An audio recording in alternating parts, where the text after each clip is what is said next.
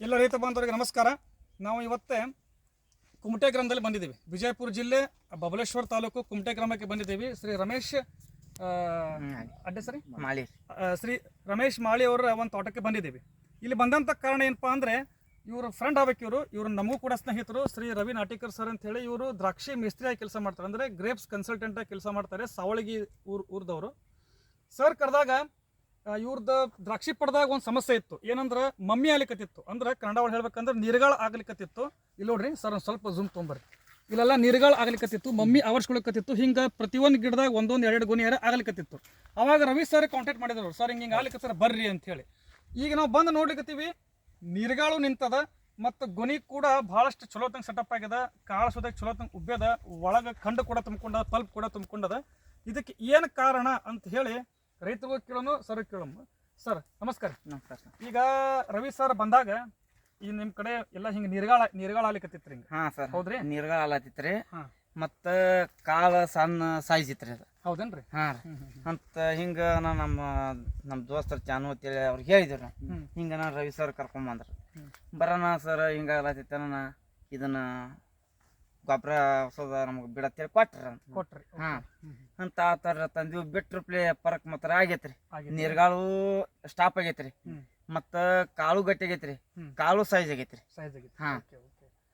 ಈಗ ನಾವು ನಮ್ಮ ಫ್ರೆಂಡ್ ಆದಂಥ ರವಿ ಸರ್ ಕೇಳೋನು, ಈ ಪ್ರಾಬ್ಲಮ್ ಇವ್ರು ಹೆಂಗೆ ಸೊಲ್ಯೂಷನ್ ಮಾಡಿದ್ರು ಅಂತ ಹೇಳಿ ಇವ್ರಿಗೆ ಕೇಳೋಣ. ಸರ್ ನಮಸ್ಕಾರ. ನಮಸ್ತೆ ಸರ್. ಸರ್ ಹೇಳಿದ್ರಿ ನೀರ್ಗಾಳಾಗಿತ್ತು ಅಂತ ಹೇಳಿ, ಆಮೇಲೆ ಕಾಳು ಸಣ್ಣ ಅಂತ ಹೇಳಿದ್ರಿ. ಈಗ ಬಂದು ನೋಡ್ಲಿಕ್ಕತ್ತೀವಿ ನಾವು, ಕಾಳು ನೋಡ್ರಿ ಈ ಥರ ಆಗ್ಯದ. ಹೆಚ್ಚಿಗೆ ನೋಡಿದ್ರೆ ಕಂಡು ಕೂಡ ತುಂಬಿಕೊಂಡದ್ರಿ.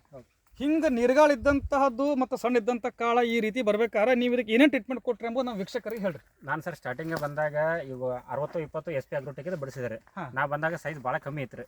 ಇವರು ಸೈಜ್ ಬರಂಗಿಲ್ರಿ, ಒಂದು ಸ್ವಲ್ಪ ಸೈಜ್ ಮಾಡಿ ಕೊಡ್ರಿ, ಚಲೋ ಶುಗರ ಕ್ವಾಲಿಟಿ ಬರ್ಬೇಕಂತ ತಂದ್ರಿ. ಆಯ್ತು, ನಾನು SP ಅಗ್ರೋಟೆಕ್ದು 60-20 ಕೊಟ್ಟರೆ. ಮ್ಯಾಗ ಅಲ್ಬ್ರೇನ್ ಆರ್ಗಾನಿಕ್ಸ್ದು ಕ್ಯಾಲ್ಸಿಯಂ ರಿಬೂಸ್ಟ್ 0 ಬಂದಾಗ ಸ್ಪ್ರೇ ಮಾಡಿಸಿದಾರೆ. ಒಂದು ವಾರ ಬಿಟ್ಟು ನಾನು ಕೇಳಿದ್ರೆ ಅವ್ರಿಗೆ, ಇಲ್ಲ ಸೈಜ್ ಚಲೋ ಬಂದೈತಿ, ಒಂದ್ಸತಿ ವಿಸಿಟ್ ಮಾಡತ್ತಂದ್ರಿ. ನೋಡಿನ ಸರ್, ಚಲೋ ರಿಸಲ್ಟ್ ಬಂದೈತಿ, ಎಲ್ಲ ರೈತರಿಗೆ ಅನುಕೂಲ ಆಗಲಿ, ಇವರಿಂದ ಅನುಕೂಲ ಆಗಲಿ ಅಂತ ನಾ ಹೇಳಕ್ ಇಷ್ಟಪಡ್ತೀನಿ. ಇದು ನಿಮಗೆ ಅನ್ಸಿದ್ರಿ ಮಮ್ಮಿ ನಿಂತಾರ ಅಂತ ಹೇಳಿ? ಯಾಕಂದ್ರೆ ನೋಡ್ರಿ ವೀಕ್ಷಕರ ಒಂದು ಮಾತು ಹೇಳ್ತೀನಿ, ಎಲ್ಲಾ ರೈತ ಬಾಂಧವರಿಗೆ ಬಹಳ ಕುತುಕಿತನ ಬರೋದಂದ್ರೆ ನೀರ್ಗಾಳ. ಅದಕ್ಕೆ ಏನೆಲ್ಲ ಸರ್ಕಸ್ ಮಾಡ್ತೀವಿ ನಾವು, ಕೆಲವು ಬಹಳಷ್ಟು ಕಮ್ಮಿ ಪ್ರಾಡಕ್ಟ್ ಅವ, ನಾವು ನಮ್ದೇ ಭಾರಿ ಅಂತ ಹೇಳಂಗಿಲ್ಲ. ಇದೊಂದು ದೊಡ್ಡ ನಿಮಗೊಂದು ಸವಾಲ್ ಇದ್ದಂಗೆ ಇದು. ಆಮೇಲೆ ಆ ಟೈಮಿಗೆ ಪೂರೆಲ್ಲ ಮಮ್ಮಿ ಆಗಿ ಗೊನಿ ಎಲ್ಲ ಹಾಳ ಬಿಡ್ತಾರಿ. ಆಮೇಲೆ ಮುಂದೆ ನಿಮಗೆ ಕಂಡು ತುಂಬಿಕೊಳ್ಳಂಗಿಲ್ಲ, ಪಲ್ಪು ಬರಂಗಿಲ್ಲ.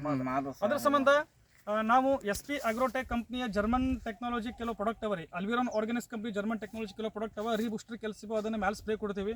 ಇನ್ನ ಒಂದು ಇಸ್ರೇಲ್ ಟೆಕ್ನಾಲಜಿ ಇದು ಒಂದು SP ಅಗ್ರೋಟೆಕ್ ಒಳಗೆ 10 ಹಲವಾರು ಕಂಪ್ನಿಯ 10 ಹಲವಾರು ಗ್ರೇಡ್ಗಳ ಕೆಲವು ಮೆಟೀರಿಯಲ್ ಅವ. ಅದು 20 ಲೀಟರ್ ಕ್ಯಾನ್ದಾಗ ಬರ್ತದೆ. ಅದನ್ನ ಕೆಳಗೆ ನಾವು ಡ್ರಿಪ್ ಒಳಗೆ ಬಿಡಿಸ್ತೀವಿ.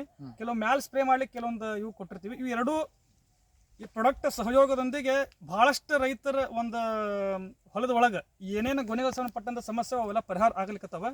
ನೀವು ಕೂಡ ನಮಗೆ ಸಂಪರ್ಕ ಮಾಡಬಹುದು. ಧನ್ಯವಾದಗಳು. ನಮಸ್ಕಾರ.